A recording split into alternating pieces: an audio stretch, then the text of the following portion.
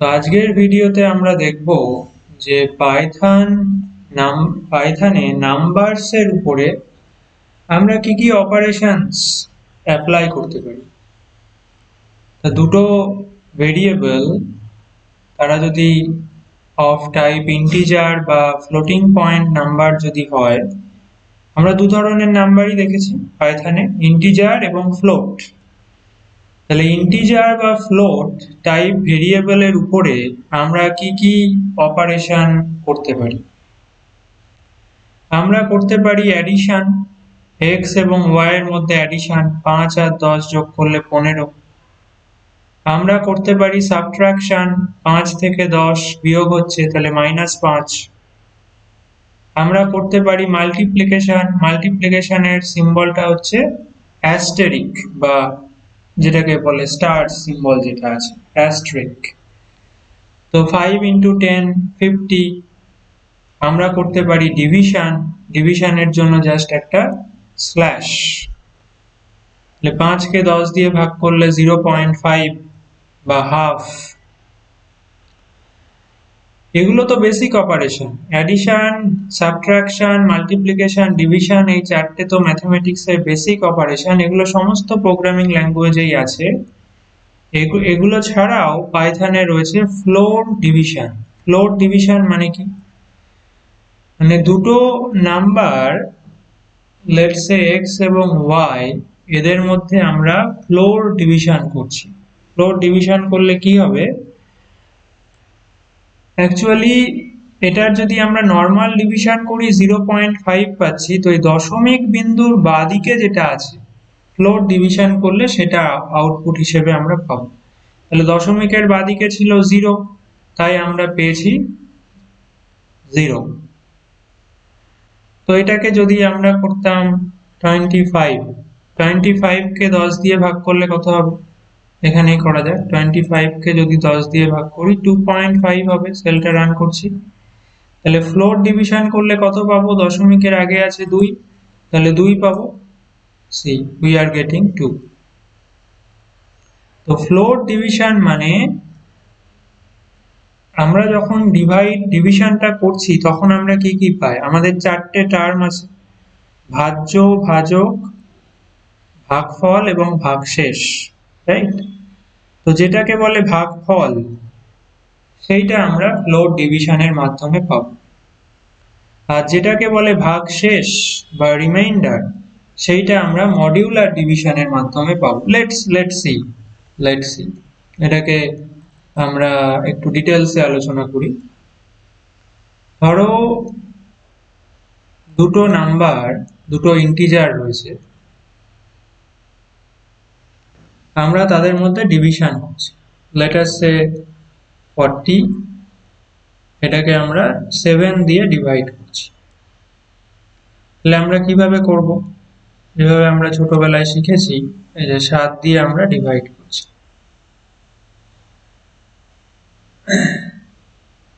তাহলে 40 হচ্ছে ভাজ্য, 7 হচ্ছে ভাজক, এবং এখানে আমরা যেটা পাবো সেটা হচ্ছে ভাগফল, এবং নিচের দিকে এসে যেটা অবশেষ পড়ে থাকছে সেটা হচ্ছে ভাগশেষ।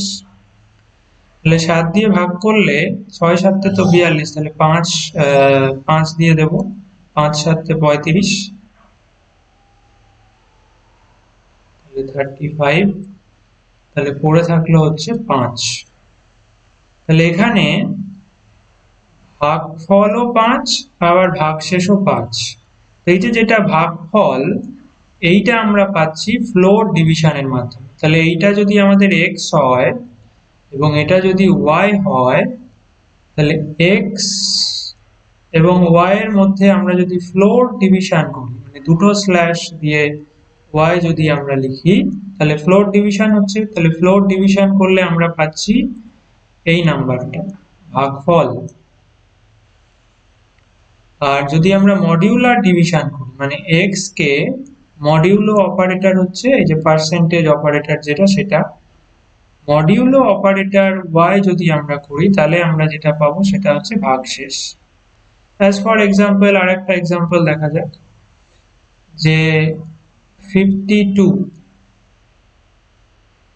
এটাকে আমরা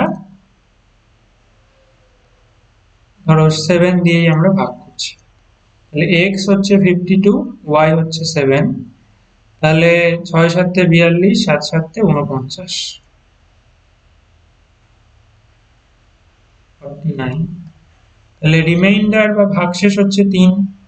তাহলে আমি যদি, তাহলে এটা হচ্ছে আমাদের x আর y হচ্ছে 7, তাহলে আমি যদি x ফ্লোর ডিভিশন y যদি আমরা করি তাহলে আমরা পাবো 7, আর x মডিউলো y যদি আমরা করি তাহলে আমরা পাবো 3। ওকে, so this is the concept behind floor division and modular division. এবার আবার আমরা চলে আসছি এখানে, তাহলে এখানে আমরা জাস্ট আরেকবার টেস্ট করি, ধরো 52 আর 7, তাহলে আমরা কত পাবো? 7 7 49, তাহলে 7 পাবো। আর এখানে আমরা করছি সেম কাজ, 52 আর 7, এখানে অবশেষ কত ছিল? 3, তাহলে 3 পাচ্ছি।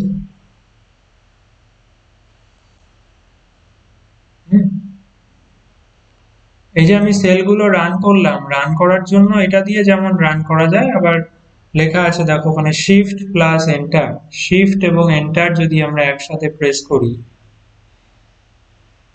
বা শিফটটা আগে চিপে রেখে এন্টারটা যদি প্রেস করি তাহলেও কিন্তু সেলটা রান হয়ে যায়। এনিওয়ে, তাহলে এটা হচ্ছে আমাদের ফ্লোর ডিভিশন আর এটা হচ্ছে আমাদের মডিউলার ডিভিশন। এরপর হচ্ছে এক্সপোনেনসিয়েশন। এক্সপোনেনসিয়েশনে কি হয়, ধরো দুটো ইন্টিজার আছে, আমরা করতে চাই 2 পাওয়ার 3, 2 পাওয়ার 3 মানে 8, তাহলে পাইথনে আমরা সেটা কিভাবে লিখবো?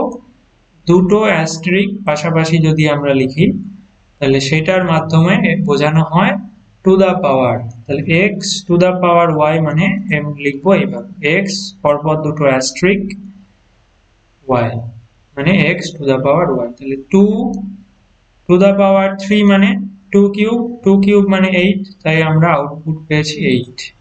let us say 2 power let us say 4 power 2, 4 square মানে 16, 16। similarly 10 to the power 3, 10 cube মানে 1000। তো এগুলো হচ্ছে এক্সপোনেনসিয়েশন। তো এই হচ্ছে বিভিন্ন অপারেশন যেটা আমরা নাম্বারস এর উপর করতে পারি, এবং এই অপারেশন গুলো ধরো একটা একটা এক্সপ্রেশনের মধ্যে এরকম অনেকগুলো অপারেশন আছে, ধরো 2 plus 3 into 8 plus 10 divided by 5 into 4 minus 7, এরকম ভাবে ধরো, বা ধরো 7 to the power 2 minus 8, এইভাবে ধরো একটা এক্সপ্রেশন রয়েছে যেখানে অনেক রকমের অনেক টাইপের অপারেটরস রয়েছে। তাহলে এতগুলো অপারেটর যদি থাকে তাহলে কোন কাজটা আমরা আগে করব কোনটা পরে করব, তাহলে এই যে হায়ারার্কি অফ অপারেশনস, মানে আগে কোনটা করব তারপর কোনটা করব তারপর কি অপারেশন অ্যাপ্লাই করব, তাহলে হায়ারার্কি অফ অপারেশনস এইটা যদি আমাদের জানতে হয় তাহলেও কিন্তু আমাদের জানতে হবে যেটা, সেটা হচ্ছে প্রায়োরিটি, কোন অপারেটরের প্রায়োরিটি বা প্রেসিডেন্স বেশি। যেমন এক্সপোনেনসিয়েশনের প্রায়োরিটি সব থেকে বেশি, এই কাজটা সবার আগে করতে হবে। এক্সপোনেনসিয়েশনের পর মাল্টিপ্লিকেশন, ডিভিশন, এদের প্রায়োরিটি সব থেকে বেশি। তাহলে এক্সপোনেনসিয়েশনের কাজটা সবার আগে করে নিয়ে আমরা দেখব মাল্টিপ্লিকেশন, ডিভিশন এগুলো আছে কিনা, তখন সেইগুলো করব। যদি মাল্টিপ্লিকেশন, ডিভিশন দুটোই থাকে তাহলে কোনটা আগে করব, দুটোর প্রায়োরিটি সেম, তো সেই ক্ষেত্রে যদি কনফিউশন তৈরি হয় তাহলে সেই ক্ষেত্রে অ্যাসোসিয়েটিভিটি বলে একটা কনসেপ্ট ইউজ করা হয়। এইগুলো আমরা নেক্সট ভিডিওতে ডিসকাস করব।